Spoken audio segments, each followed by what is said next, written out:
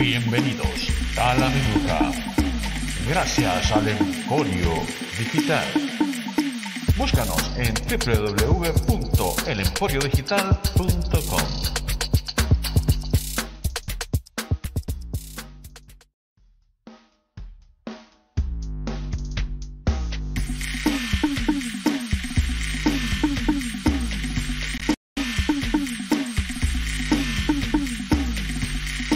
Bienvenidos a La Minuta. Gracias al Emporio Digital. Búscanos en www.elemporiodigital.com.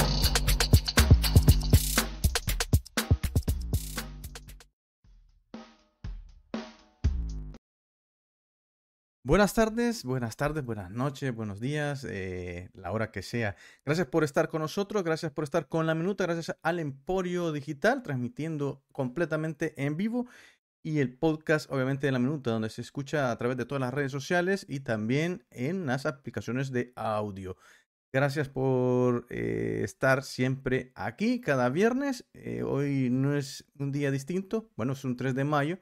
Día Internacional Día Nacional en El Salvador, Día de la Cruz, también el Día Internacional de de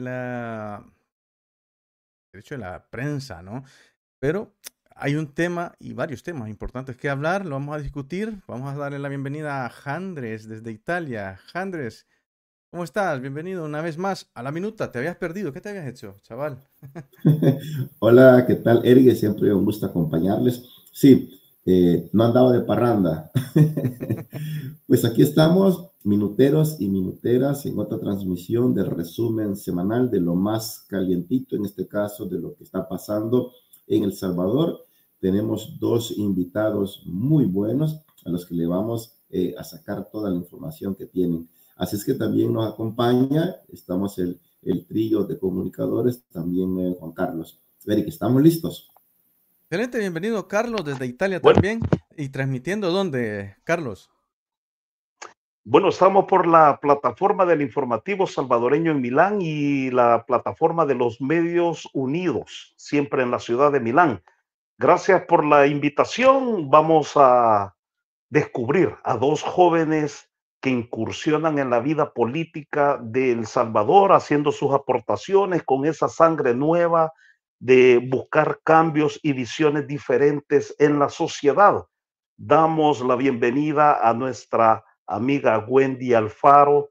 Ella es licenciada en Relaciones Internacionales, Liderazgo, Innovación, una mujer muy valiosa, muy capaz, que ha aceptado nuestra invitación la tarde, noche de ahora, donde se celebra el Día de la Libertad de Expresión. También contamos con el joven Andy Feiler, periodista, licenciado en comunicaciones y, bueno, fundador de el partido Nuestro Tiempo. Dos jóvenes muy valiosos. Bienvenidos a este podcast. Sabemos que vamos a tener una conversación, sobre todo en este momento que El Salvador asume posiciones desde la Asamblea Legislativa y en los gobiernos municipales. Así que sean bienvenidos a esta transmisión. Muchísimas gracias a todos ustedes por la invitación. Un gusto estar compartiendo también este podcast con Andy. Y pues muchísimas gracias a todas las personas que ya nos están sintonizando por tomarse el tiempo, ¿verdad?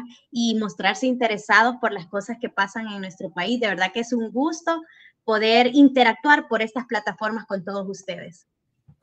Bueno, gracias por la invitación a Eric, Andrés y Juan Carlos. También encantado de compartir el espacio con Wendy. Y bueno, aquí dispuestos a poder compartir sobre lo último que ha estado pasando en nuestro país, cómo aporta nuestra perspectiva sobre esos sucesos con todas las personas que estén sintonizando esta transmisión en vivo. Muchas gracias. Sí, el saludo hasta Italia, Alemania, Estados Unidos, Argentina, Colombia, España. Obviamente estamos en las listas del podcast, así es que nos pueden escuchar. Están interesados en los temas de El Salvador, de Centroamérica, de geopolítica, pues puedes buscarnos en La Minuta, nos vas a encontrar. Andrés, aquí estamos, Andrés. Sí, pon el micrófono, eso es. Ahora sí, ahora sí.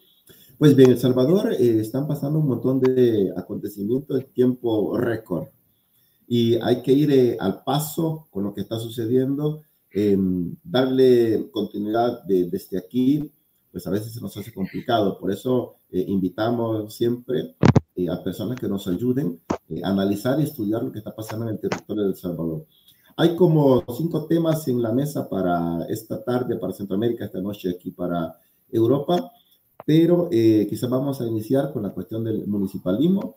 Se están estrenando los 44 municipios y bueno, todos los que antes eran el resto, que eran un municipio en distritos. ¿Qué está pasando? Porque yo estoy leyendo en X de que en algunos lugares hay desorden, pues siempre algunos alcaldes quieren aumentarse el sueldo, los concejales la dieta, y bueno, ya han pasado 3 años de la avalancha de nuevas ideas y la DON pues no ha brillado mucho en muchos municipios que necesitan mantenimiento e infraestructura. Pero bueno, ustedes nos van a actualizar un poco cómo se está dando esta nueva fase de cambios de municipio, distrito y todo este rollo. Antes de entrar de lleno, Andrés, me gustaría agradecer a Claudia Figueroa, una colaboradora del Emporio Digital, para que puedan ver el post del Día de la Cruz. Está justamente en www.elemporiodigital.com, también en nuestras redes sociales. Eso es un tema interesante, ¿no? Movimientos en las alcaldías, algo nuevo está pasando en El Salvador. Vamos a dejar el micrófono abierto para los que están allá, justamente en El Salvador, y nos puedan comentar cómo se está viviendo así, a primer minuto, ¿no? Todo este cambio. Wendy. Sí, gracias. Bueno, momentos convulsivos está viviendo la política en nuestro país, ¿verdad? Están habiendo muchos acontecimientos que son novedosos, que nunca los habíamos experimentado. Incluso todo esto carece de garantías y de respaldo legal. En el caso de las municipalidades, por ejemplo, yo soy concejal saliente, justo terminé mi periodo el 30 de abril.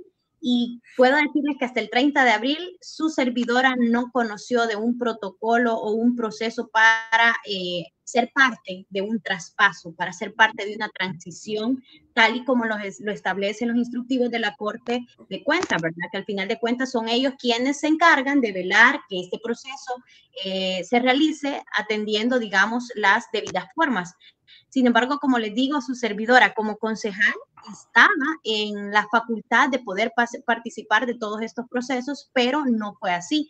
En la última sesión de consejo que nosotros tuvimos, incluso yo solicité un informe al respecto de cómo se estaba llevando a cabo este proceso, porque hay que tener en cuenta que entramos a un nuevo periodo donde ya no es solo una administración municipal la que se va a gestionar o la que se va a administrar por parte de los nuevos consejos, sino que ya entran otras municipalidades que ahora pues se fusionaron, y eso significa que va a haber diferentes presupuestos, diferentes, digamos, deudas, es decir, cada quien con su cartera de empleados, informes, qué sé yo, tantas cosas, ¿verdad?, administrativas, que se tenían que poner en regla. Vale mencionar también de que todo este proceso, ¿verdad?, que se vivió tan a la ligera, careció de mucha publicidad, careció de capacitación.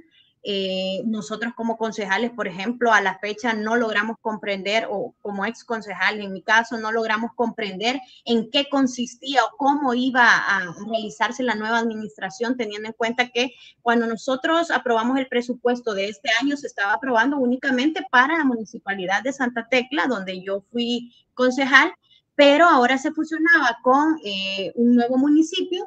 Entonces, ¿cómo se iba a hacer todo esto? Y créanme que fue una de las cuestiones, una de las preguntas que siempre estuve haciendo y que nunca tuvo respuesta. Y me atrevería a decir que incluso el mismo alcalde, el mismo síndico, tampoco tenían esta información. Así que digamos que en medio de toda esta incertidumbre se están viviendo estos procesos de transición donde lo único o lo más importante que se ha visto o lo más que ha sobresalido más es el hecho de que se han ido aumentar los sueldos, ¿verdad? Una de las discrecionalidades o de las facultades o vacíos que tiene el Código Municipal, donde fácilmente les da la facultad al alcalde y al consejo a que puedan tomar esas decisiones, porque no hay nada que lo impida. Eso es una de las facultades que se decide en consejo municipal por mayoría, ¿verdad? Y qué lamentable es que cuando llegas a la primera sesión, tu prioridad sea aumentarte el salario.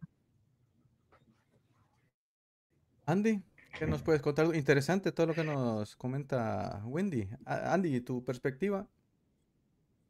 Claro, bueno, creo que es bastante interesante lo que planteó Wendy desde su rol ahorita como concejal saliente en la alcaldía de Santa Tecla, que ha pasado a ser la alcaldía de La Libertad Sur.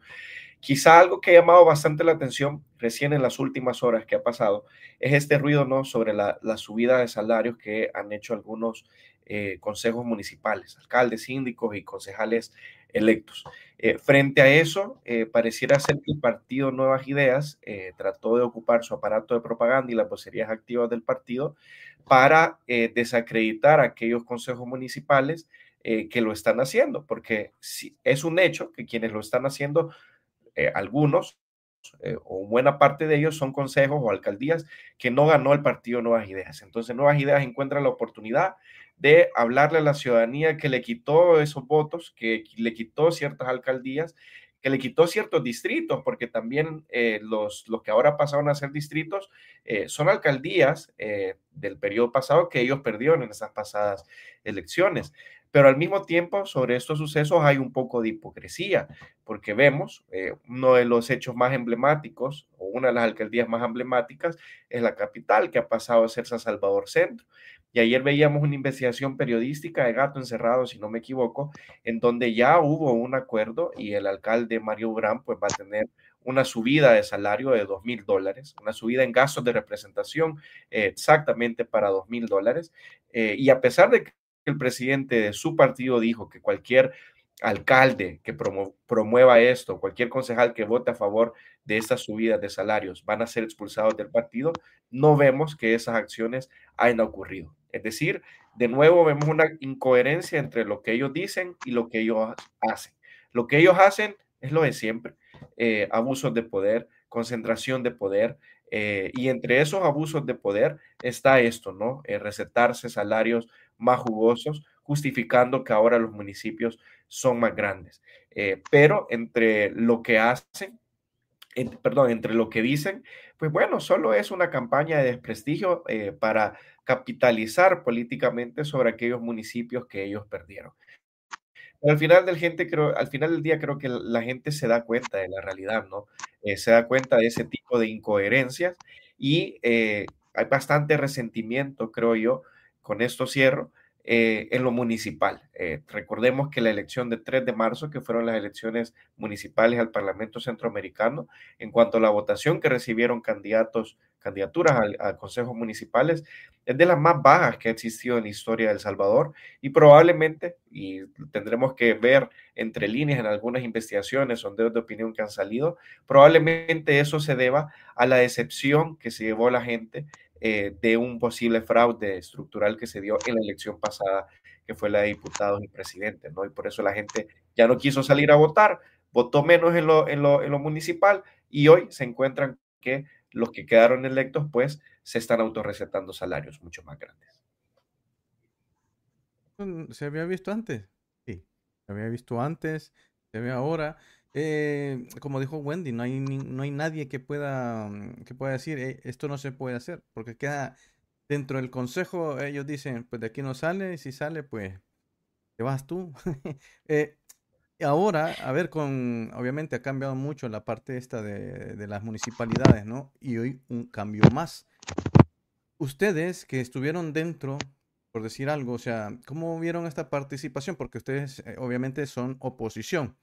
¿Cómo vivieron ustedes esto para traer un poquito de historia y cómo eran sus funciones? ¿Se sentían ustedes, quiero decir, en algún momento buscaban algún tipo de apoyo? No sé, coméntenos esa parte de experiencia que han vivido ustedes ahí. Sí, bueno, miren, yo les puedo decir que como concejal traté de ser muy propositiva, me empoderé y me sujeté a lo que la ley me facultaba, ¿verdad? La ley dice que los funcionarios públicos no pueden hacer más de lo que la ley les manda. Pero también la ley nos dice que tenemos que limitarnos a hacer lo que la ley ya establece, ¿verdad? Al ciudadano, por otra parte, le dice que puede hacer todo lo que quiera, menos lo que la ley le prohíbe.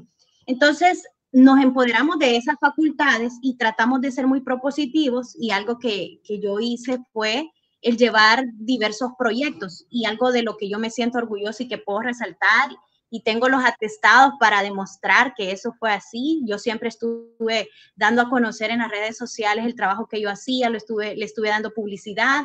Entonces, nadie puede decir eso no es cierto, ¿verdad? Pero, por ejemplo, el proyecto de reparación de aceras peatonales de pasajes peatonales y de aceras en colonias muy populosas de Santa Tecla, fue una de las propuestas que su servidora llevó al alcalde y a todo su consejo, ¿verdad? Asimismo me reuní, ¿verdad?, con todo el gabinete del alcalde y tomaron a bien, digamos, ejecutar ese proyecto. Que solo me tomaron la idea y no me tomaron en cuenta, eso es un hecho, ¿verdad? Porque eso era así, pero por lo menos me escucharon, ¿verdad? ¿Qué sucedió después? Cuando se empieza a ejecutar el proyecto, pues se lleva a cabo un proceso, ¿verdad? Que ya la ley establece, la ley de compras públicas, para poder licitar, ¿verdad? Todas esas contrataciones o adquirir una empresa para que pueda hacerte la obra. Y bueno, se supone que se siguió el debido proceso, pero ¿qué pasó? La empresa que ganó esta obra, lamentablemente, al poco tiempo se empezó a ver que no estaban ejecutando la obra de la mejor manera. La gente se empezó a quejar, y en el invierno pasado, por ejemplo, la gente constantemente me buscaba y me decía, mira, ahora cuando llueve, el agua se me mete a la casa, porque los desniveles de las aceras peatonales no estaban bien hechos. Todo esto yo lo estuve mencionando constantemente durante más de un año, y nunca me tomaron importancia, ¿verdad? Ni le tomaron relevancia a las quejas y a las denuncias que yo estaba haciendo. Esto viene a terminar en la antepenúltima sesión, en que la empresa dijo que ya no podía continuar con el proyecto. Entonces fueron miles de dólares invertidos para que el contratista dijera, miren, ya no puedo seguir porque fíjense que hice mal los cálculos, ya no me da más. Entonces lleguemos a un acuerdo. Entonces, ¿quién pierde aquí? Ciertamente la ley te faculta, digamos, las vías para poder negociar y llegar a un acuerdo, pero ¿qué tal si cuando ya empezamos a alertar sobre esas irregularidades hubieran puesto atención? Pero no obstante, luego que empiezo a dar esas alertas, todavía le dan otros contratos al mismo contratista. Entonces vemos cómo estas prácticas donde contrato a mi chero de pronto, ¿verdad? Podemos deducir de que de pronto era algún chero, muchas consideraciones dentro de todo este proceso, o al menos idóneo, pero de pronto aquí va mi tajada. Estas son especulaciones que pueden suscitar cuando hay poca transparencia, poca rendición de cuentas. ¿Y en qué termina todo esto? Bueno, en obras muy mal hechas como las que se realizaron con el proyecto que su servidora les propuso, ¿verdad? Otro de los proyectos que yo propuse fue el Teclafest, que tenía un enfoque de dinamizar la economía de los tecleños, ¿verdad? Sin embargo, me tomaban las ideas y las ejecutaban a su modo, ¿verdad? Es decir, el éxito de esos proyectos no depende de su servidora, pero por lo menos la idea sí que me la tomaban, ¿verdad? Y les puedo decir también el café tecleño, café Palacio Tecleño, algo así le han puesto, pero fue una de las propuestas que yo hice cuando me estaba candidateando como alcaldesa. Yo le había llamado Café Bohemio. Entonces, digo, las ideas se tomaron, se ejecutaron muchas de las propuestas que su servidora les dijo, pero no me involucraban. Es decir, nuestra relación se limitaba al momento donde nos reuníamos en sesiones de consejo, a veces dábamos indicaciones, recomendaciones, algunas veces las escuchaban y otras simplemente pasaban porque no necesitaban nuestros votos, ¿verdad? Y esa fue, y bueno, una gran falta de información. Es decir, nosotros íbamos a sesionar en este momento y en este momento me estaban entregando los puntos, la agenda, los atestados de lo que se iba a conocer. Entonces es como en el momento tomar decisiones legales que van a impactar a los ciudadanos y no tener conocimiento de esto es bastante difícil, pero este es el panorama que se vive y no dudo que en este periodo va a ser mucho más dificultoso para todos aquellos que están representando a la oposición en los diferentes cargos públicos. Andy. Sí, bueno, nuestra experiencia con este periodo que ha pasado, nuestro tiempo tuvo una concejalía en la capital, en San Salvador, antes de pasar hacia San Salvador Centro. Y bueno, desde esta experiencia municipal, varias cosas que agregar. La primera, tuvimos la oportunidad, con el liderazgo de Héctor Silva en esa concejalía, de poder llevar a cabo algunas propuestas que sí alcanzaron los votos necesarios para poder ser aprobadas y que se pudiesen implementar. De esa experiencia, lo que aprendimos es que se puede hacer mucho desde los espacios de los consejos municipales, específicamente desde los espacios de una concejalía. ¿Por qué esto es importante mencionar? Porque en nuestro país anteriormente las concejalías no han tenido ese valor agregado o no han tenido ni siquiera ese conocimiento público. La ciudadanía no conoce qué hace un regidor, qué hace un concejal, cómo puede acercarse a un concejal. Y eso se debe a una explicación muy sencilla. En el pasado, los partidos políticos conformaban sus consejos municipales, la cara era el alcalde o la alcaldesa y los concejales solo llegaban a cobrar las dietas por participar en las sesiones, ¿no? Entonces no había un mayor involucramiento de aquellos concejales que ciertamente quedaron electos por voto popular, ¿no? Entonces creo yo que nosotros como partidos de oposición demostramos cuál es el valor que le podemos dar a esos consejos municipales, como lo hizo Héctor, como lo hizo Wendy, en trasladarle a la ciudadanía esos liderazgos activos, esas propuestas, esa escucha, esa participación ciudadana que puede existir. Y bueno, ahora creo que existe un margen de maniobra frente a lo que hizo el oficialismo de reducir los municipios de 262 a 44, en el sentido que ahora las concejalías van a ser más visibles porque son menos que antes. Si bien es cierto, aquí hubo un cálculo electoral, un cálculo político, hay una torpeza administrativa en todo este proceso de administración. Si bien es cierto, eso es una realidad, la oposición o los concejales de oposición electos, creo yo que tienen la oportunidad de demostrar desde esos espacios qué es lo que le pueden ofrecer a la ciudadanía, a la ciudadanía en sus gobiernos locales, planteando básicamente una contrapropuesta al oficialismo de cómo se pueden hacer mejor las cosas, o en algunos casos también, porque no todo es, no todo debe de ser politizante, ¿no? O en algunos casos también alcanzar algunos acuerdos y diálogos siempre y cuando el beneficio de las acciones o las propuestas sean en beneficio de toda la gente, ¿vea? En este caso de la gente que habita en esos gobiernos, en esas localidades, en esos municipios. Dicho esto, quizás resaltaría y lo enmarco como, lo resalto como un pie de página para esa parte de la conversación. Mucha gente ahorita se pregunta qué puede hacer la oposición o qué sigue con la oposición, con el cambio de las reglas, con una reforma, una posible reforma constitucional más amplia de lo que ya hicieron, con una oposición muy minimizada en la Asamblea Legislativa, 3 escaños de los 60 escaños. Es decir, es cierto, hay que reconocerlo, la oposición ha sido atomizada, sin embargo, algo tenemos que hacer, ¿no? Y es ahí donde creo yo que en el municipalismo puede haber una gran ventaja o un gran margen de oportunidad para poder proyectar a la ciudadanía de qué habla la oposición, qué propone la oposición. Y no necesariamente con concejales electos, o sea, al final del día hay liderazgos que han trabajado en distintos municipios, en distintas colonias que ya son reconocidos y la cercanía que se pueda mantener permanentemente con la gente de sus comunidades, en sus colonias, etcétera, creo yo que puede abrir una gran ventana de oportunidad para las siguientes elecciones, sean estas en 2027 o 2029, eso depende de una reforma constitucional que pueda hacer el oficialismo, pero es ahí donde puede haber mayor espacio para la oposición. Y al final del día, ¿por qué hablo de un margen de oportunidad? Porque los gobiernos locales tienen impactos directos en el día a día de la ciudadanía. Realmente de los gobiernos locales depende que te recojan la basura, que se reparen los baches que están fuera de tu casa, que te solventen un sinfín de cosas que son inmediatamente tangibles, ¿no? Distinto a el rol que puede tener un legislador, que son leyes que no son impactos directos, sino en el corto, mediano y largo plazo, más en el mediano y largo plazo.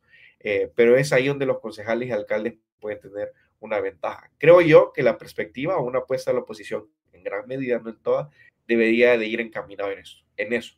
Y cierro diciendo también que quizás el reto de esta parte que he puesto sobre la mesa, que es el municipalismo, es las atribuciones que le han dado a la Dirección de Obras Municipales, a la DOM, porque con eso lo que hizo el gobierno central es centralizar, valga la redundancia, todas las acciones en la DOM y quitar la autonomía en algunos aspectos a los gobiernos municipales, ¿no? Frente a eso, creo yo que el reto o la astucia de la oposición debe estar en cómo damos un contraste. Hablando sobre qué rige, ¿no? Sobre las comunidades, ¿el código municipal dónde ha quedado?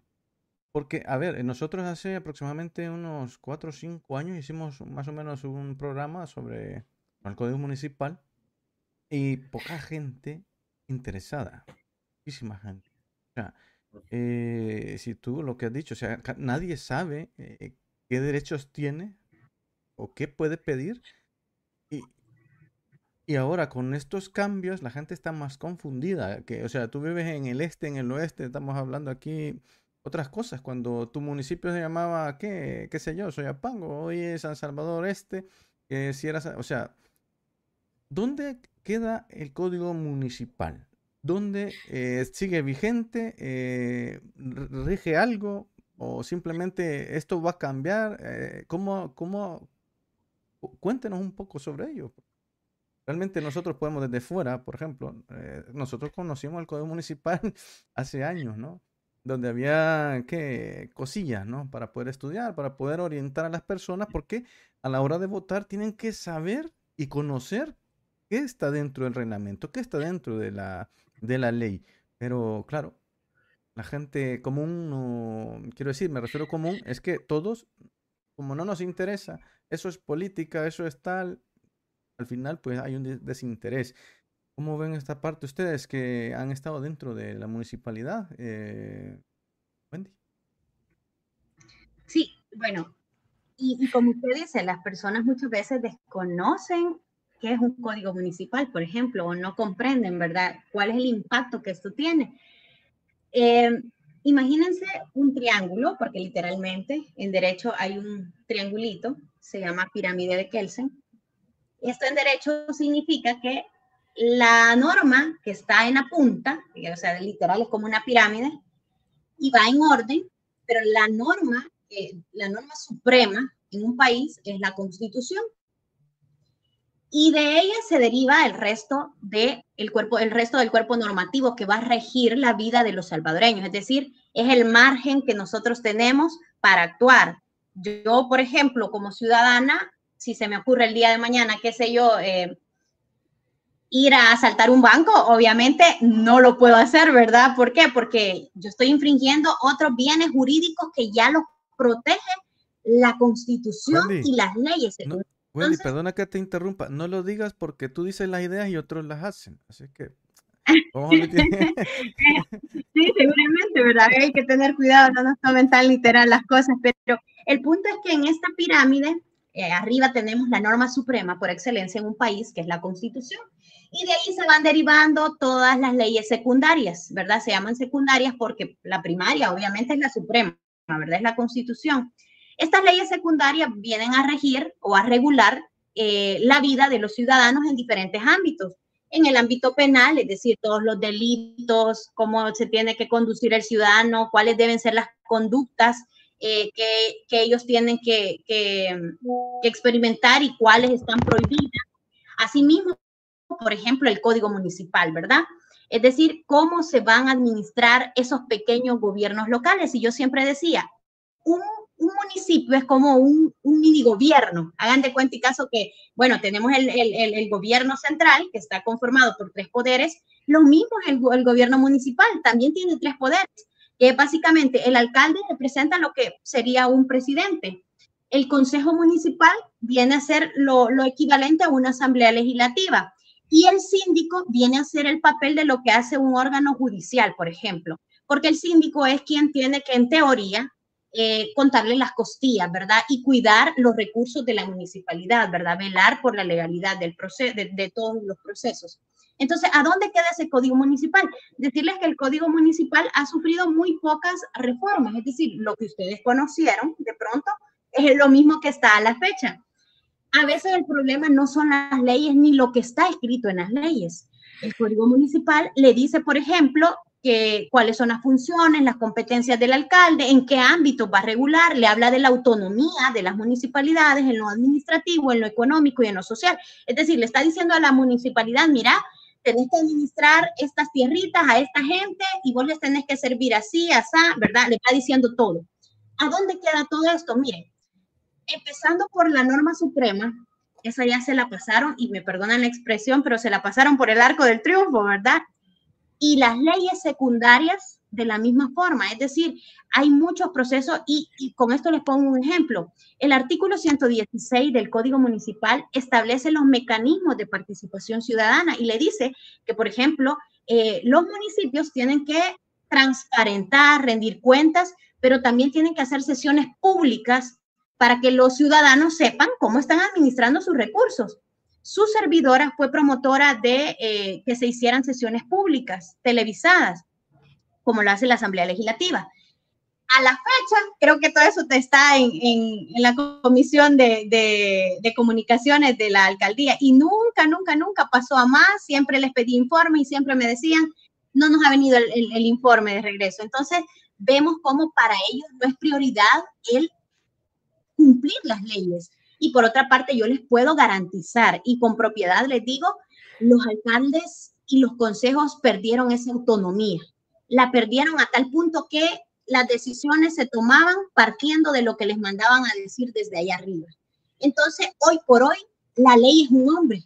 Hoy por hoy se hace lo que un hombre dice. Así hemos llegado desde el momento en que la Constitución de la República fue modificada, infringiendo incluso sus propios candados, y ahora las personas que están en la Asamblea Legislativa, si les mandan una orden, miren, modifíquenme esto porque lo quiero así, pues eso es la ley y eso es lo que se va a hacer. Así estamos en El Salvador y así quedan las leyes secundarias.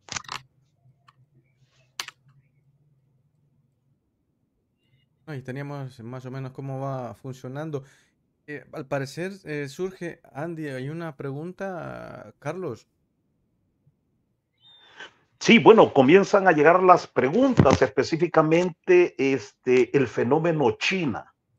¿Cómo han sido desplazado el comercio en la ciudad de San Salvador y también en Santa Tecla? Entiendo yo que los comercios chinos se han posicionado, hubo un consenso, se le avisó a la población comerciante y sumado a esta pregunta también específicamente para Wendy, la pregunta obedece a que si hubo consulta medioambiental para la ampliación de la carretera de Los Chorros. Entiendo yo que eso va a afectar de forma directa o indirecta a la comunidad cercana a Santa Tecla, pero sí el fenómeno de China, estos nuevos comercios, ¿hubo un estudio o solamente se impuso? Así está la pregunta que nos están formulando.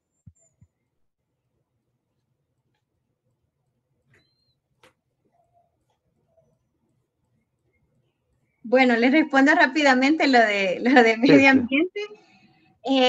Existe una ley de medio ambiente y ya existe también el Ministerio de Medio Ambiente. Existen también, digamos, instituciones como la OPAMS, y existen diferentes reglamentos y procedimientos que se tienen que tomar en cuenta a la hora de querer hacer este tipo de proyectos que van a impactar el medio ambiente.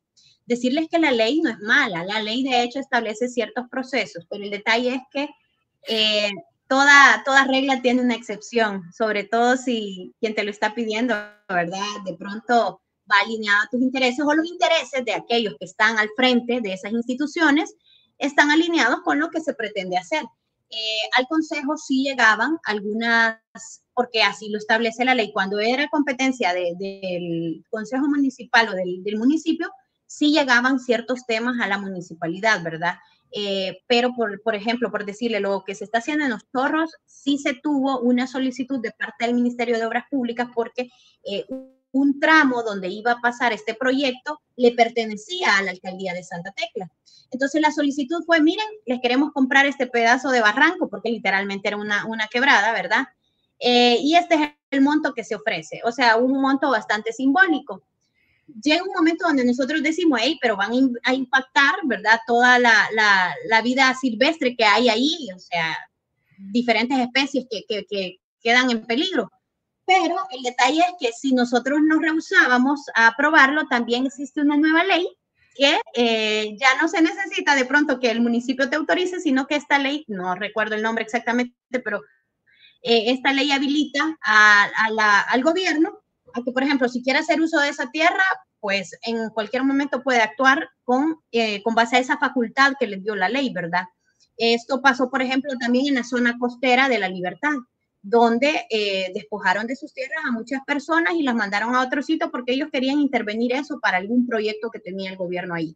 Entonces, decirles que lamentablemente vemos y hay incluso reportes e informes que dan a conocer el impacto negativo que se está generando al medio ambiente en El Salvador.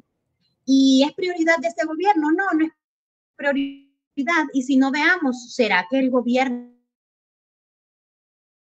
quiso firmar el acuerdo de Escazú, por ejemplo, donde se comprometían los países miembros a respetar y a cumplir ciertas normativas o reglamentos o mecanismos para proteger el medio ambiente? El Salvador se rehusó a ser parte de ese acuerdo. Entonces ahí vemos el orden de prioridades y vemos cómo se está poniendo el desarrollo de la infraestructura por sobre el medio ambiente. Bueno, con respecto a la otra pregunta, al avance de China, lo llamaría yo. Creo que muchas personas que nos están escuchando saben bien que ya hay algunos proyectos impulsados en colaboración con el gobierno de China aquí en El Salvador. La Biblioteca Nacional, que de biblioteca tiene muy poco y más que nada es una ludoteca nacional. El estadio que van a hacer cerca de los centros comerciales en Antiguo Cuscatlán, del que creo, si no me equivoco, que antes en la campaña pusieron la primera piedra, si no me equivoco. Hemos visto a un embajador de la República de China también, de la República Popular de China, también muy activo en entrevistas, en espacios televisivos, en espacios radiales. Con esto al final a lo que quiero llegar es que China ya tiene una agenda muy bien marcada en cuanto a las relaciones con El Salvador y cómo esto avanza en algunos negocios concretos o acuerdos comerciales, por plantearlo de esta manera. Lo último que mencionaba, no recuerdo si era Eric o Juan Carlos, con lo que está pasando que en el centro de San Salvador, que son algunos desalojos de algunos comerciantes, y con esto ya no estamos hablando de los típicos desalojos a los que estamos acostumbrados aquí en El Salvador, del comercio informal de personas que están vendiendo en la calle, sino ya de personas que tienen sus locales formales en algunas partes en el centro de San Salvador han sido desalojados. Y hay mucho rumor, ¿no? Que esto es para favorecer a ciertos comercios que provienen de China. Habrá que ver. Lo que sí es cierto de lo que está ocurriendo en el centro de San Salvador es que parece que ya hay una proyección de gentrificar bastante el centro histórico de San Salvador y vamos a ver bastante comercio enfocado o priorizando más que nada a empresas de afuera, multinacionales, a empresas chinas, habrá que verlo, y muy poco a empresas de salvadoreños o salvadoreñas que tienen sus negocios en el centro de San Salvador. Todo esto para condensarlo en una estética que controla básicamente el gobierno central, ¿no? O sea, el cómo se va a ver el gobierno, el centro de San Salvador, dependerá de la estética que traza el gobierno central, muy probablemente a través de la DOM, sin que esto tenga que ver con desarrollo, emprendimientos locales aquí en el país. Andrés. Estamos descubriendo cosas y casos, ¿no? No, es muy interesante. He estado escuchando atentamente porque, bueno, ellos han tenido esta experiencia de estar cerca del municipalismo y están empapados de la actualidad. Hablemos de obras, quizás, para ir dándole paso a otros argumentos de obras en los municipios. ¿Ustedes cómo evalúan, a grosso modo? Porque también se escuchan quejas de que los gobiernos municipales, como se cambió la cuestión de la administración de las obras y pasó a manos de la DOM, entonces hay quejas que en realidad incluso las promesas hechas por alcaldes de Nuevas Ideas fueron incumplidas, que no se desarrollaron y que hay municipios que están abandonados o que se hizo muy poco. ¿Ustedes a qué se debe este fenómeno? Digo fenómeno porque antes igualmente había corrupción, se hacía obra, pero a veces la dejaban a medio camino, etcétera. Pero en este periodo, desde que se dio ese cambio, pues como que los municipios sintieron un bajo interés en reparar las calles, construcción de puentes, en cosas así de infraestructura, porque las alcaldías ya no tienen, o están limitadas en esa facultad, por decirlo así. ¿Ustedes cuál es la evaluación que hacen de todo esto, de las obras municipales? Sí, fíjense que cada municipio tiene su propio presupuesto, ¿verdad? Esto producto de las diferentes carteras que alimentan el presupuesto de cada municipio. Llámese tasas, impuestos, contribuciones especiales y el FODES. Pero recordemos que el FODES fue secuestrado también, ¿verdad? El FODES jamás fue eliminado, el FODES existe. El FODES es una prerrogativa constitucional que se creó allá por el año de 1988 y esto fue a efectos de que las municipalidades tuvieran esa autonomía en lo económico, en lo administrativo, en lo político, para que pudieran precisamente ejecutar obras y desarrollar a sus municipios. Ahora que surge esta modificación donde también por medio de una ley secundaria se mochan la norma constitucional que dice que el FODE se le otorga a las municipalidades y dicen ellos no saben qué, los alcaldes se roban el FODE, entonces no, quitémosles el dinero a ellos. Vamos a crear otro personaje que este sí lo va a administrar bien y le vamos a poner la DOM. Y entonces la DOM va a ser quien les va a hacer las obras en todos los municipios porque estos se los roban, ¿verdad? Ese fue el discurso. ¿Qué es lo que ha hecho la DOM? ¿Y cuál es el beneficio que la DOM ha tenido se ha manifestado en los diferentes municipios? Vemos que en efecto quizás muchas calles que jamás habían sido reparadas fueron medio bachadas, ¿verdad? Pero ¿qué pasaba? La calidad de estos trabajos también queda en entredicho porque ahora la reparaban y a las 2 semanas ya habían nuevamente baches en las mismas calles que habían reparado. Entonces, pero no obstante, todos los fondos que ingresaron del FODES para alimentar a esta nueva institución, resulta que no se ha visto tan bien reflejada, por ejemplo, en las zonas rurales, en las zonas más necesitadas, en proyectos emblemáticos, pero sí han servido, por ejemplo, para que ellos hagan sus propios negocios, como por ejemplo constituir empresas, ¿verdad? Con dinero que les corresponde a las municipalidades. Entonces vemos que lejos de ver ese beneficio que ellos tanto dijeron que iban a haber obras en todos los municipios, vemos que ha habido un atraso a tal grado que antes las municipalidades tenían la facultad y la facilidad de decirle a alguien, mira, te voy a donar para el ataúd de tu familiar que ha muerto. Y cuando las personas llegaban, por ejemplo, a pedir ese tipo de ayudas o de apoyo a las municipalidades, no se les eran negados y se les ayudaba.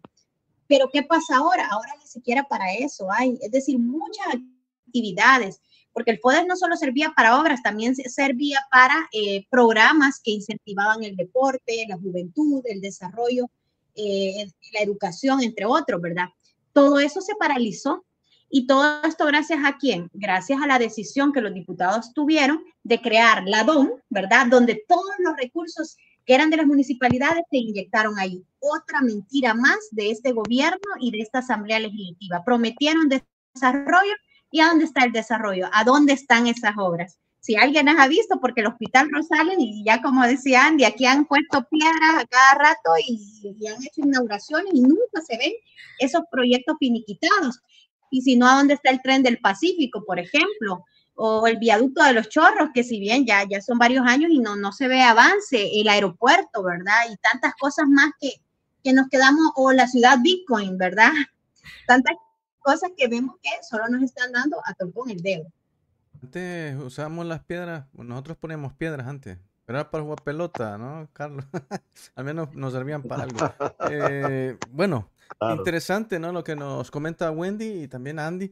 Quiero aprovechar la pausa para agradecer a todas las personas que nos están viendo a través de las redes sociales y obviamente que van a escuchar el podcast en las plataformas de audio, donde en la minuta a través del Emporio Digital.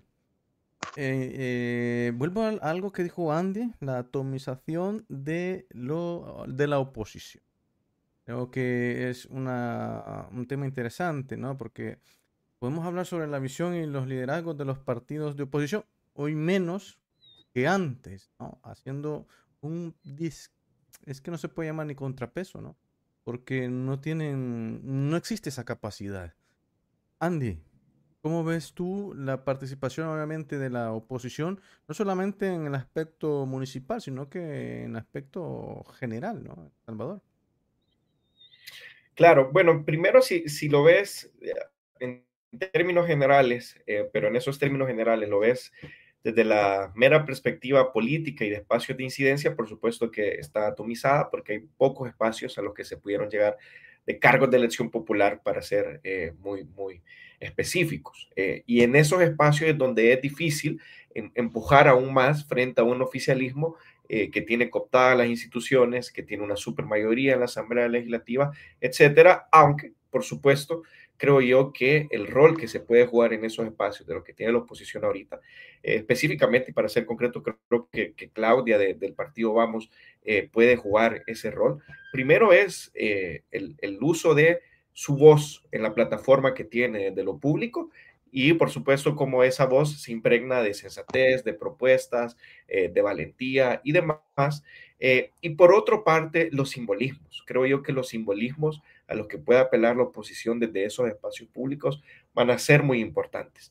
Bueno, el oficialismo con sus mañas dictatoriales y todo lo demás ha demostrado cuál es la importancia de los simbolismos, cuál es la importancia y el valor que le va a dar la oposición para hacerle contraste a un proyecto autoritario o dictatorial.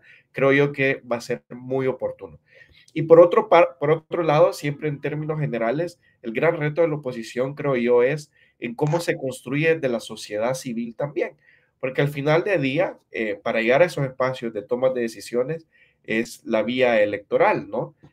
Pero electoralmente, y aquí hago un paréntesis, ¿no? Frente a lo que conocimos de las elecciones, porque creo yo que hubo cierto fraude estructural que no nos permite tener claridad absoluta de cómo fue la expresión de la ciudadanía en las urnas, ¿no? Pero cerrando ese paréntesis, la vía electoral necesita que haya cierta conexión entre la ciudadanía y entre las personas que se postulan a cargos de elección popular. Y lo que debe demostrar la oposición es cómo terminamos de conectar aún más con la ciudadanía y es ahí el reto de cómo se construyen formas distintas de hacer política, no necesariamente desde los espacios públicos en los que ya hay incidencia, sino también desde los espacios de la sociedad civil, que está muy dispersa y que necesita compactarse en algo mucho más claro que pueda conectar con la ciudadanía. Y aquí hago una salvedad en cuanto a los retos que ha enfrentado la oposición, algunos fracasos que ha enfrentado la oposición, y es que de cierta manera se sigue cargando con el lastre de algunos partidos tradicionales que en su momento decepcionaron mucho a la ciudadanía cuando estuvieron en el poder. Y es que para personas como Wendy o para mí, que somos parte de partidos emergentes, de proyectos políticos emergentes, y nosotros qué íbamos a hacer con dos partidos que ya gobernaron que automáticamente pasaron a ser oposición, pues o sea, nosotros no decidimos sobre eso, eso es algo que automáticamente se dio, ¿no? Y que son partidos que no aprendieron a escuchar, que siguen necios en algunos aspectos, y es ahí también el reto de cómo, ya hablando específicamente de los proyectos emergentes, de cómo terminamos de renovar desde la sociedad civil y de los pocos espacios de incidencia que hay, para ya dejar atrás todo ese lastre que en algún momento decepcionó, que no conectó con la ciudadanía, y cómo hoy se construye un proyecto completamente fresco que pueda conectar con la ciudadanía y que al final del día le haga el contrapeso y el balance al proyecto que hoy ha concentrado el poder. El gran reto en esto es el tiempo y el contexto en el que estamos situados, porque obviamente esto requirió mayor celeridad y mayor astucia política o perspicacia política atrás, aunque no dependía solo de los proyectos emergentes, sino dependía de todos los actores que estaban como actores de oposición en su momento. Y segundo, lamentablemente, como nos comió el tiempo, hoy el oficialismo ha avanzado más con su agenda autoritaria y se viene un cambio estructural de las reglas del juego desde algo tan importante como la Constitución de la República. Entonces, si ya sabemos qué hacer, hoy la gran pregunta es cómo lo hacemos frente a cambios bruscos de las reglas básicas de nuestro país que están por venir. Es interesante, Andy. Me gustaría saber, obviamente, desde la oposición, dos aspectos importantes, ¿no? El apoyo que puedan tener en campo, esto es algo que creería yo que motiva un poco más, y como parte de la oposición. Y también lo otro mejor dicho, es desde la oposición, has visto, bueno, lo veis, ¿no? Eh, ¿Bajo qué dirección pueden apuntar siendo oposición, pero estando en contra de del oficialismo, por decirlo así? Porque es algo, obviamente, una situación real que afronta la oposición, porque obviamente, si lo hemos visto, ha disminuido obviamente en la oposición, pero sí hay gente que vota, gente que no vota, pero ustedes desde la oposición entienden obviamente el mensaje que no lo da explícitamente la población. ¿Cómo van a hacer ese contrapeso siendo obviamente contrario, no me imagino que no a todo, a el oficialismo? Wendy, Andy. Sí, decirles que si bien, como ya dijo Andy, nosotros somos liderazgos emergentes y algo que la gente tiene que comprender es que no somos ni seremos ni venimos, ¿verdad?, de ser parte de los partidos tradicionales que tenían una dinámica donde se oponían solo porque eran contrarios a su partido político. De hecho, yo creo que la visión que nosotros tenemos hoy en día es, somos oposición porque nos oponemos, por ejemplo, al abuso de poder. Nos oponemos a la falta de transparencia. Nos oponemos a inconstitucionalidades como las que se están cometiendo hoy por hoy. Es decir, nos oponemos a todas esas cosas que vulneran los derechos de los salvadoreños.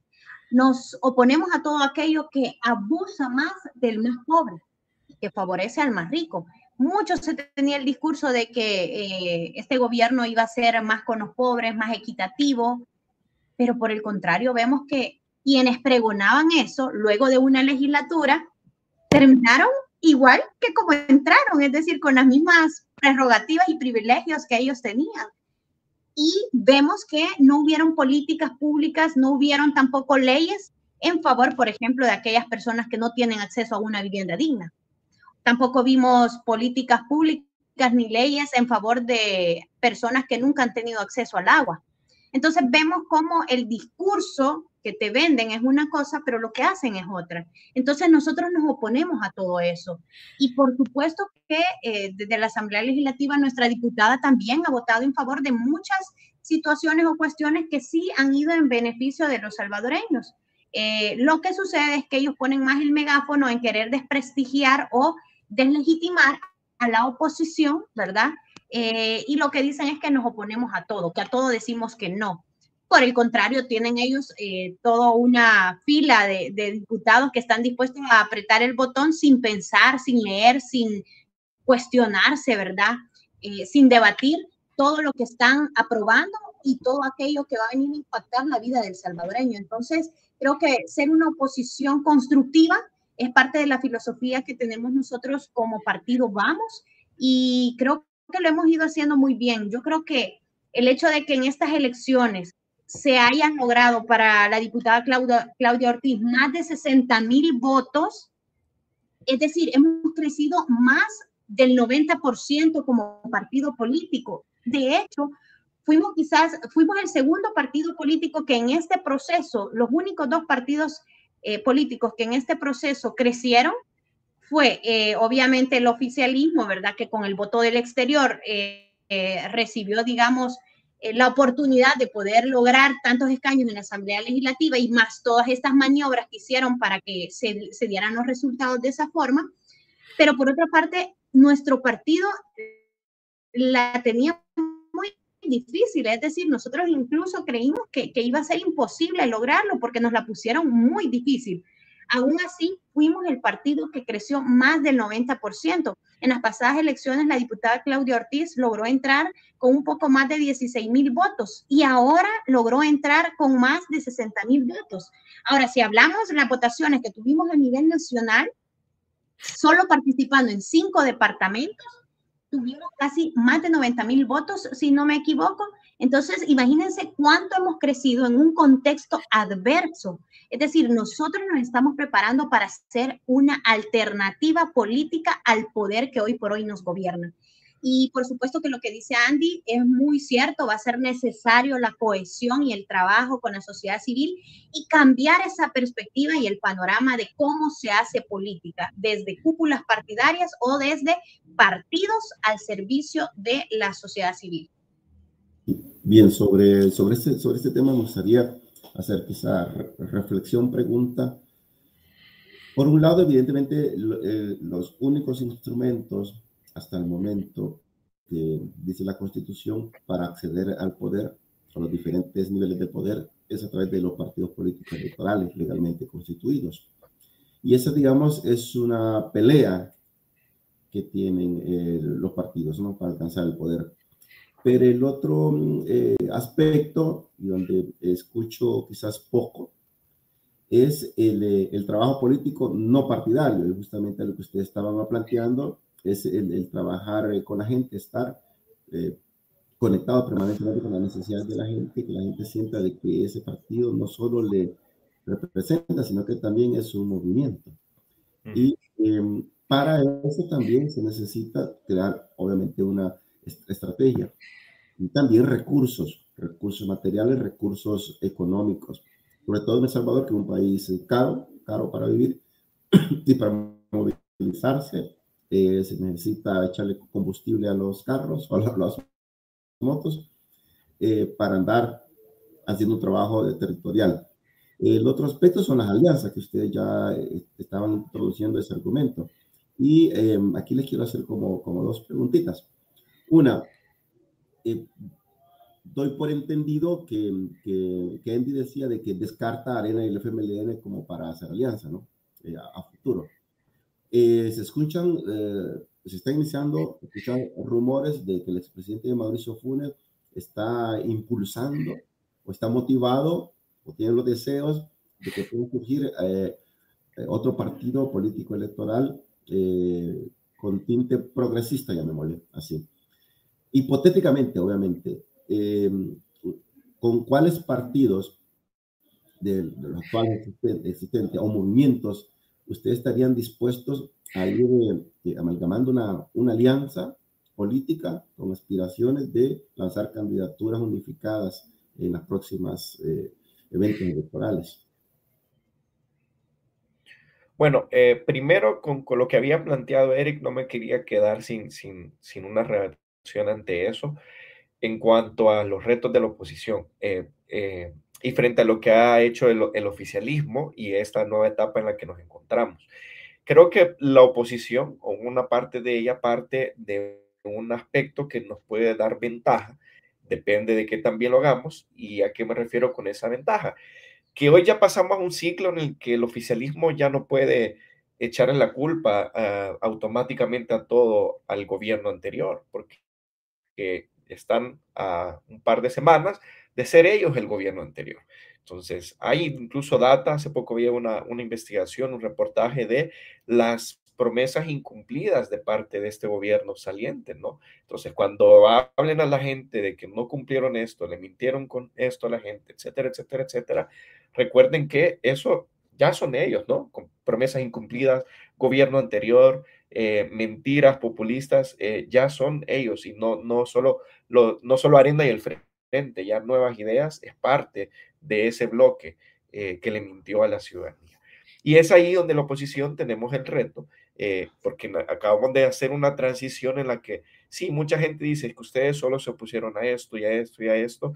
Yo, más allá de oponerse por oponerse, creo yo que es importante referirse a ello como algunos señalamientos que son válidos, y son válidos porque se convierten en ciertas advertencias. Como sí, el régimen de excepción ha traído un clima de mayor seguridad, pero ¿cuáles son los costos del régimen de excepción para aquellas personas que no tienen nada que ver con la delincuencia? O sí, la concentración de poder implica también en que ahora se pueden autorrecetar más poder a través de reformas constitucionales. Mucha gente creyó que no lo iban a hacer, pues ya dejaron abierta esa puerta. entre, o sí, bueno, ellos critican a los gobiernos pasados, pero aquí hemos señalado A, B y C casos de corrupción y algunos han sido demostrados con hechos que hay personas corruptas en este gobierno. Lo hemos señalado, ha quedado constancia de eso y ahora que ellos pasan a ser un gobierno reelecto, inconstitucionalmente sí, pero reelecto, ya tienen un gobierno pasado, ya le demostraron a la gente que mintieron con lo de las reformas constitucionales, por ejemplo, que nunca le dijeron a la gente en campaña, queremos que nos den tantos diputados porque queremos reformar la constitución. Eso nunca se lo dijeron a la gente, pero lo terminaron haciendo. Y tercero, bueno, las advertencias y los señalamientos de que nosotros realizamos ya quedaron por escrito, ya hay constancia de ello. Ahora el enfoque de la oposición es el futuro, mientras el oficialismo se queda mitigando las fallas de ellos mismos, ¿no? Y en ese enfoque de futuro que nosotros vamos a tener, ¿qué es lo que vamos a poner sobre la mesa? ¿Qué es lo que vamos a proponer? Para muestra de ello, en algún momento mencionaba yo, creo yo que el enfoque municipal va a ser bastante importante para lo que venga más adelante, sobre todo hablando de respuestas inmediatas y concretas para la ciudadanía.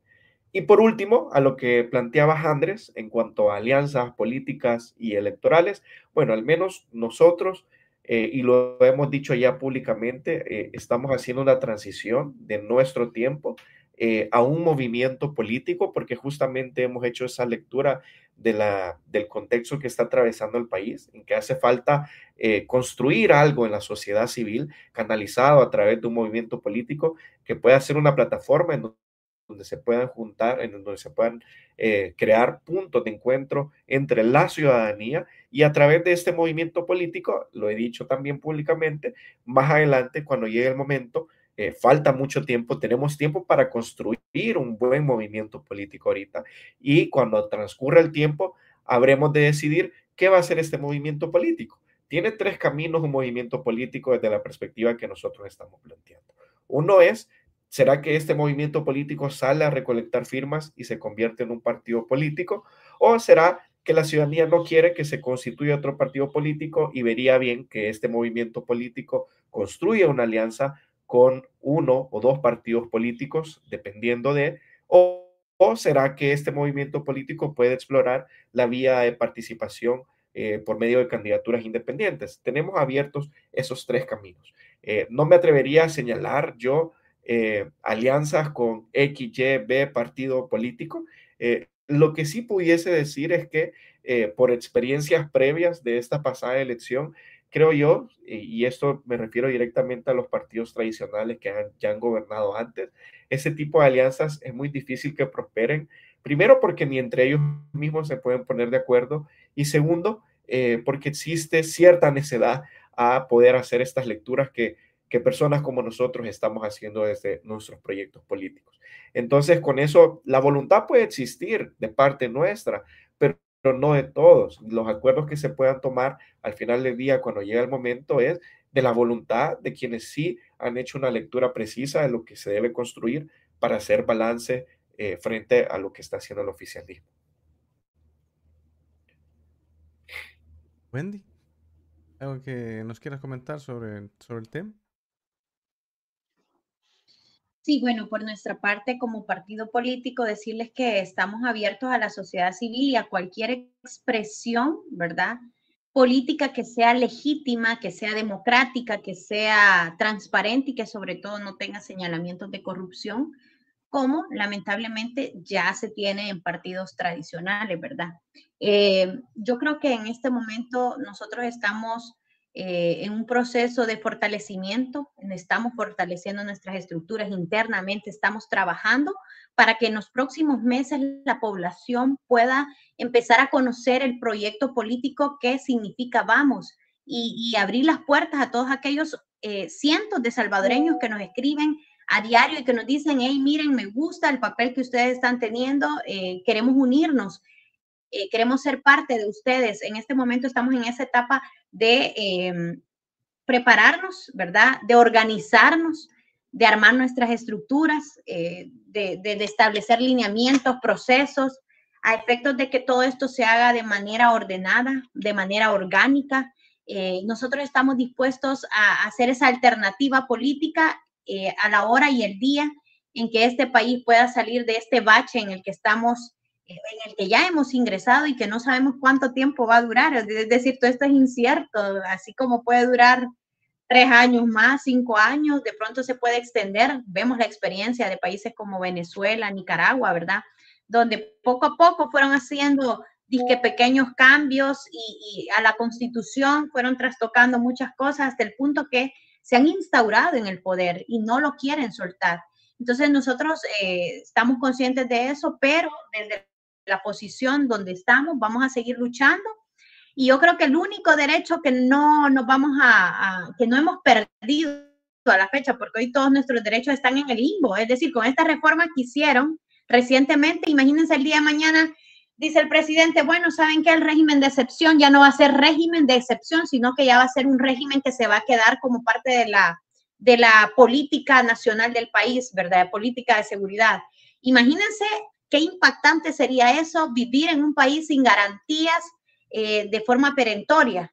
Y a eso estamos expuestos. Es decir, en cualquier momento puede suceder eso. Si hay algo que les funcionó, fue el tema del régimen de excepción, porque ha sido como esa arma que te dice, manos arriba, no te movas y te asaltan. Y así han asaltado nuestra democracia y nuestros derechos. Entonces, yo creo que lo que no tenemos derecho es a rendirnos, a seguir luchando. Somos personas que estamos limpias y yo creo que por eso tenemos el valor de someternos a eso, porque no hay cola que nos puedan pisar, ¿verdad? Entonces, en la medida de lo posible, vamos a seguir aquí al pie del cañón, siendo una alternativa y siendo una oposición constructiva, ¿verdad? Alzando la voz por todos aquellos que, aunque quieran, no tienen el valor o tienen miedo, porque la situación en el país es crítica y de pronto puedes perder un empleo, puedes ir a parar a la cárcel por expresarte en contra de algunas arbitrariedades que se cometen desde el gobierno. Artículo 248 de la Constitución de la República de El Salvador. Hace más o menos 3-4 días fue... ¿Qué ha pasado con esto? ¿Cuáles van a ser las posibilidades con la reforma que se haga a través de este artículo? Ya para ir cerrando, nos hemos comido ya una hora más o menos. Interesante el tema que se discute ahora mismo. Esto se sabe a nivel internacional, obviamente fuera del país estamos viendo diferentes cambios. ¿Qué puede pasar con esta reforma del artículo 248? Hubo una entrevista donde el presidente de la Asamblea Legislativa, a través de un medio de comunicación salvadoreño, le dijo, o sea, ¿qué están haciendo, no? Bueno, estamos reformando la parte del artículo 248 porque dice, la Constitución es la que tenía el Roberto Dabuizón, ¿no? Con sus aliados y tal y cual. Le dijo, lo que hicieron ellos fue romper la Constitución de 1973, creo, más o menos, no sé si estoy bien con el año. Y le dijo, la rompieron y crearon una nueva, que es la que nosotros pues vamos a cambiar. Más o menos eso dijo. Y el entrevistador le dijo, ustedes están haciendo lo mismo. Le respondió Moisés Urbina, creo que se llama entrevistador, al presidente de la Asamblea Legislativa. Una situación incómoda, ¿no? En ese momento para el presidente de la Asamblea Legislativa. ¿Ustedes qué opinan sobre este cambio? ¿Qué se viene para El Salvador? Se especula mucho la reelección indefinida, lo que marcaba las pautas sobre, comparando con los países de Centroamérica, el caso de Nicaragua, que bajo la misma plana se está haciendo esto, solo que a manera express. ¿Cómo ven ustedes esta situación? Ya para ir cerrando, obviamente, este podcast. Andy. Bueno, sí, primero que nada, lo que hicieron con esta reforma al artículo 248 de la Constitución es ilegal. No se pudo haber planteado una reforma a la Constitución de la República porque estos diputados en ningún momento se mostraron como cuando fueron candidatos, como candidatos para reformar la Constitución en algún momento. Y es ahí donde hay que hacer una diferencia entre la Constitución del 83 y esta, aunque ellos puedan señalar que este constituyente no me cae bien y tal, a mí también hay unos constituyentes que no son de mi pleno agrado, pero la gran diferencia es que esa fue una asamblea constituyente, fue electa para ese fin específico. Esta asamblea legislativa no, y contra toda norma reforman el artículo 248. Y esa palabra es clave, reforma, porque hay algunos diputados oficialistas que han dicho, no, no hemos hecho ninguna reforma, hemos hecho una adición de un par de palabras al artículo 248, es lo que dicen ellos. Pero cualquier cambio a un artículo que cambia la finalidad que tiene este mismo en la Constitución de la República es una reforma, porque el sentido de ese artículo ya cambia, ya no es el mismo. E incluso retomemos las palabras del proceso que ellos siguieron con dispensa de trámite en la Asamblea Legislativa. Cuando el diputado de Nuevas Ideas pide la palabra para cambiar ese artículo, dice, ingreso una pieza de correspondencia para reformar el artículo 248, en palabras del mismo legislador que introdujo la pieza de correspondencia y solicitó la dispensa de trámite para que se cambiara el artículo. Ahora, ¿qué nos espera con esto? Primero, la reforma que ellos hicieron, y hay que decirlo, es verdaderamente para hacer la maldad son bien creativos, eso quiero decir ellos, y fueron tan creativos que, como ya saben cuántos diputados sacaron para la siguiente legislatura que acaba de tomar posesión, pues bueno, dijeron, presentemos una reforma en donde nos alcancen los números de diputados que nosotros tenemos para poder modificar la Constitución y ratificarla automáticamente. Porque esto es importante, porque antes la norma era modifica la Constitución una legislatura, en este caso, digamos, periodo 2021-2024, pero para que esa modificación entre vigencia, la tiene que ratificar la siguiente, la de, en este caso, 2024-2027. Y esa era toda la especulación que existía antes de que acabara la legislatura anterior, que se creía que la bancada oficialismo iba a presentar una serie de reformas a la Constitución y a ratificar en la siguiente. Pero fueron creativos, como dije yo, y bueno, entonces dijeron, no, solo reformemos este artículo, el 248, lo ratifica la siguiente, ¿y qué es lo que queda ratificado? Que la siguiente legislatura ya no va a necesitar de otra para poder ratificar una reforma, sino que van a poder reformar y ratificar con 45 diputados que los tiene la bancada oficialista. Y con eso lo que nos espera es el cambio que ellos quieren en la Constitución de la República. Si quieren reducir la cantidad de artículos de la Constitución, lo van a hacer. Si quieren una reelección presidencial indefinida, lo van a hacer. Si quieren alargar los periodos municipales y legislativos, lo van a hacer. Tienen carta abierta frente a eso. Entonces, nos espera un gran escenario, que es lo que decía yo al inicio de la entrevista, de incertidumbre jurídica, política, social y económica aquí en el país. Y bueno, en algún momento nosotros lo advertimos que esto iba a ser posible si se le daba todo el poder a un solo proyecto político.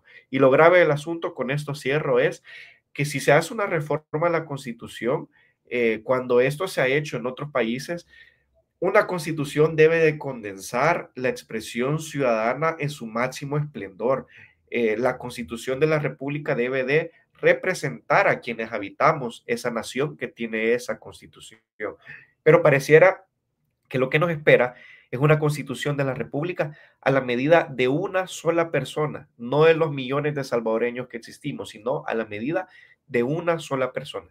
Y eso es bastante lamentable y eso tiene nombre, ¿no? Son las prácticas y es de manual de cualquier dictador. No hay donde perderse, eso es así. Antes de darte la palabra, Wendy, tenemos un par de comentarios. Bar Pérez, un saludo, siempre está pendiente de la minuta. Dice, con todo respeto, miembros de la sociedad civil es parte del problema político salvadoreño. Son los grupos que tienen vínculos con el gobierno de Bukele, destruyendo movimientos políticos. Los movimientos sociales serán los que hagan un cambio ante este gobierno fallido y corrupto. Oscar Martínez dice, es momento en que los opositores en El Salvador deberían de tener la humildad de buscar la unidad. No hay otro camino. Sería lo ideal, le responde Bar en el debate. Dice, pero en esa idea entra gente de nuevas. Wendy. Sí, bueno, decirles que es bien lamentable lo que ha pasado en El Salvador. Muchas personas, y yo diría la mayoría de salvadoreños, no lo dimensionan. Y les cuento una anécdota, una historia, por no decir, ¿verdad? Hubo una señora, ella es trabajadora doméstica, y escuchó la conversación donde estaban diciendo, hablando de lo de la reforma constitucional y lo grave que eso era, ¿verdad? Y lo que nadie sabía que le esperaba al país. Y la señora le dice, mire, ¿Y qué es eso de reforma? ¿Qué es eso de la Constitución? Yo no entiendo eso de que están reformando la Constitución. Entonces, imaginémonos cuántas personas como ella existen que desconocen, por ejemplo, qué es la Constitución, qué está contenido ahí. Y cuando uno se pregunta, bueno, ¿cuál es el rango de escolaridad que existe en El Salvador? Es decir, las personas, hasta qué grado cursan, qué porcentaje llegan a conocer, por ejemplo, derecho constitucional, qué es la Constitución, qué está consagrado ahí. Y vemos que hay mucha deficiencia en el sistema educativo salvadoreño, pero vemos que es a lo que menos se le está apostando. Y si no, veamos cuántos millones de dólares se le adeudan a la Universidad de El Salvador. Es decir, muchos jóvenes incluso ya perdieron o ya pusieron en riesgo sus becas porque el Estado no ha solventado esa deuda. Pero sí vemos cómo se han atrevido a chiviar el dinero de los salvadoreños, por ejemplo, en cajeros bitcoins, que los vemos ahí sin ningún uso, en kioscos que hicieron y que están, o sea, a merced de las inclemencias del tiempo. Ahí llegan los perritos a dormir. Es decir, se usan para cualquier otra cosa, menos para lo que supuestamente iban a servir. Entonces vemos cómo esta reforma lo que viene es a impactar la vida de a pie, pero las personas no son conscientes de esto, y es lo que yo les decía. Antes de esta reforma, la Constitución era una norma suprema, es decir, esa no se podía modificar al antojo de diputados, y tenía candados. Tenía que primero pasar un candado para luego pasar a la siguiente fase y ver si en esa siguiente fase se lograba quitar el otro candado. Esto a efectos de que la ciudadanía tuviera la capacidad y ese poder contralor de decir, bueno, aprobaron eso en esta legislatura, pero nosotros no estamos de acuerdo. Entonces, a la siguiente elegimos a otra asamblea legislativa porque no queremos que aprueben o que ratifiquen esa reforma, ¿verdad? Era una forma mediante la cual los salvadoreños podían, digamos, expresar su voluntad. Pero ¿qué pasa ahora que, por ejemplo, ya se modificó el 248 de la Constitución, se quitaron esos dobles candados, entonces le quitamos esa supremacía que tenía la Constitución, y ahora en la Asamblea Legislativa, si se logra el número de votación que ellos establecieron, pues ya queda aprobada. Es decir, ya el derecho constitucional no sé a dónde va a quedar, de verdad que les digo, no sé a dónde va a quedar, pero con ello todos los derechos fundamentales de los salvadoreños, el derecho a la vida, el derecho a la libertad, a la integridad, el derecho a la inocencia, que ya ha sido muy vulnerada en El Salvador. Entonces, ¿qué va a pasar, por ejemplo, con el régimen de excepción? Es decir, si nos quedamos ya por siempre con este régimen y dicen, no, miren, esto no ha funcionado y ya no va a ser por 30 días, ya no va a ser de excepción, sino que ahora así queda establecido el régimen mientras las autoridades lo consideren pertinente. Estamos muy propensos a que eso pase. Y cosas como esta van a impactar la vida de los salvadoreños. Hay miles de personas que inocentemente han sido encarceladas, ¿verdad? Sin seguirles un debido proceso, y mucho más que sin poderles comprobar nada, o ya pudiéndoles haber comprobado que no tienen antecedentes, que están limpios, siguen sin ser liberados. Pero por una parte tenemos ese montón de gente asignada en las cárceles comunes, en los centros penitenciarios comunes, pero en el SECOT no vemos el mismo índice de mortandad que se ve en las cárceles comunes. No se habían percatado de ese dato. Es decir, el número de mortandad que hay en el SECOT, por ejemplo, no se compara con lo que sucede en las cárceles comunes. Entonces vemos que eso también abre la posibilidad de pensar, ¿existe una tregua? O sea, ¿con quiénes se está negociando? Vemos el juicio que se está llevando a cabo en los Estados Unidos con el CROC. ¿Cuánta información está saliendo de esto? Es decir, hemos abierto una puerta que creo que nadie dimensionó, o las personas por desconocimiento dejaron que se abriera esa puerta, y que va a tener graves represalias para los salvadoreños. Bar Pérez, en la línea de lo que ha comentado Wendy, dice que los salvadoreños todavía no comprenden que ya tenemos una dictadura. Pregunta, nos quitaron la constitución política, ¿cómo salir adelante con esto? También dice que la pobreza extrema de los salvadoreños no tienen el tiempo para leer. Pasan trabajando, si no, no comen. Nos falta cultura para entender la educación. Hoy con este gobierno estamos peor que antes, peor que antes. Vamos cerrando ya, nos hemos pasado ya más de una hora. Interesante la temática. desde ya, pues les hacemos la invitación a Andy, a Wendy, obviamente, para poder estar en un futuro podcast acá. Obviamente transmitiendo a todas las redes sociales y el podcast que queda ya grabado y casi obviamente en vivo también para todas las aplicaciones de podcast. Otro, Par Pérez está muy interesado en el tema. Comentarle que es un luchador social desde Estados Unidos, salvadoreño. Par dice que el SECOT es el hotel de los terroristas que protege el gobierno. Libertad de prensa. Celebramos este día. Aquí no ocultamos nada, lo decimos. Cada quien tiene derecho a opinar, obviamente desde el respeto hacia los demás. Vamos cerrando, Andrés.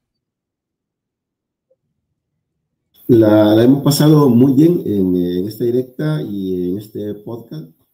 Y vamos a invitarlos de nuevo porque se quedaron algunos temas sobre la mesa ahí. Les agradecemos mucho por haber estado con nosotros, la gente que nos estuvo viendo y la gente que está escuchando también el podcast. Juan Carlos, también ha sido un gusto compartir con usted esta transmisión.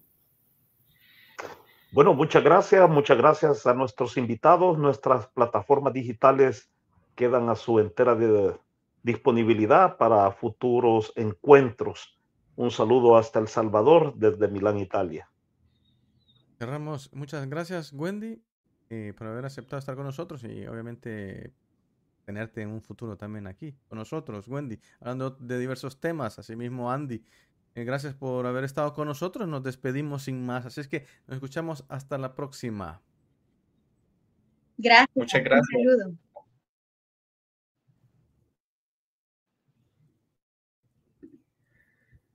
Adiós, un gusto, muchas gracias. Gracias.